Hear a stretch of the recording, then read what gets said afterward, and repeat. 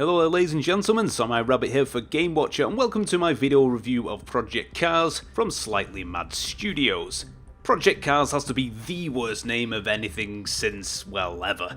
As far as consumable media goes, video games have some pretty crappy names, Demon's Souls and Medal of Honor Warfighter for example, but Project Cars has to be the worst of the bunch. It's such a flaccid moniker that does nothing to stir the hype muscles whatsoever. Luckily for all involved, Project Cars is bloody brilliant, both in terms of its adrenaline pumping gameplay and its eye-gougingly beautiful graphics. I mean, just look at it, the attention to detail and near obsessive tender loving care that has gone into creating the vehicle models themselves borders on mechanophilia. Make no mistake, Project Cars is wall-to-wall car porn. Every opportunity to thrust curvaceous carbon fibre into your face has been enthusiastically grasped with both hands. You love the sexy cars, look at them!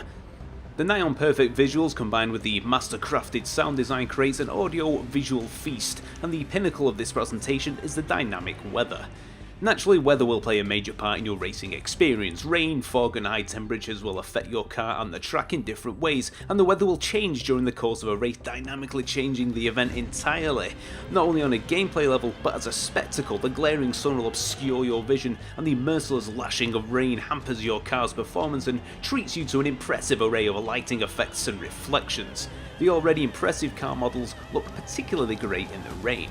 But enough about the fluff, the meat of the game is the cut and thrust of racing. There's an extensive career mode, a fully user-defined free race weekend and customizable online lobbies, each with a wide variety of options. Unfortunately, pre-release the online servers were completely dead, so I was unable to assess the stability and quality of the online components of Project Cars.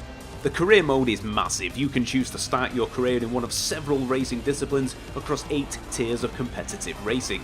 You'll be taking control of many of the 80 plus vehicles available, ranging from karts to F1 vehicles to my personal favourite, Grand Touring cars. You'll then do battle across over 100 tracks, many of which are licensed, including Silverstone, Donington, and even American highways. Throughout your career, you will receive messages from your team, invitations to one-off competitions, and contract offers for your services at the end of the season. There's even a social media feed giving you fan reactions to your exploits. Ultimately though, this is paper thin and feels entirely tacked on. These characters you are introduced to never really develop into anything other than messages, and they become repetitive after about 3 races, resulting in never feeling part of a team. There's no illusion of camaraderie there, and conversely, no feeling of rivalry with the other faceless AI drivers you compete against. Annoyingly, there is little to no information included with the contract offers, meaning that you have no way of knowing what discipline or vehicle class you'll be signing up for, or how long the championship will be, or even what format it is.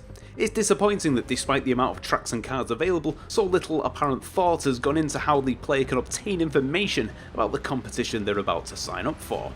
There is an impressive amount of gameplay and realism options available. The AI, which can be a bit of a dick at times, can be altered before each race, and you can implement different levels of damage, tyre wear, fuel consumption, and also add graphical and gameplay aids such as turn indicators, braking and steering assist. One warning though, if you decide on using the steering assist, it will not let you drive into the pit lane without a serious fight, so you're better off learning to get to grips with the game without it, as it can shaft you completely on races with mandatory pit stops. Irritatingly, there is no way of accessing these menus during a race, so if you want to fine-tune the gameplay and UI options to find that perfect fit for you, you'll have to restart several times, which is not only inconvenient but strange given that player choice seems to be one of the pillars that Project Cars was built upon. Aside from the racing, there are exhaustive options in the My Garage section. You can create various setups for each car depending on the track and the weather, and there is as much depth here as you want. You can ignore it or plunge headlong in if you can actually make heads or tails of it. Another failing of Project Cars is that there needs to be a tutorial of some sort here to help those of us who are unfamiliar with the inner workings of automobile engineering, and the fact that there isn't even a test track to test out your setups before you race is just baffling. The beating heart of Project Cars is how good it feels to fly around the track in the dozens of cars available, and you can indulge the ridiculous in the quick race weekend that allows you to fully customize your cars, tracks, rules, and weather for a session. Slightly Mad Studios have crafted a game that you can race what you want, where you want, and how you want it. Even if what you want is to race karts around the California coast in a thunderstorm. In conclusion then, Project Cars is a bloody good racing simulator despite its faults. Those of you looking for an arcade racer may be better off looking elsewhere, especially at launch price, but if you're looking for a beautiful and in-depth racing experience, then shelling out £40 on Project Cars will be money well spent. Bearing in mind that it was impossible for me to assess the quality and stability of the online components of this game, I give Project Cars the arbitrary numerical rating of 8. Thank you very much for watching. I've been Samurai Rabbit, and I'll see you next time.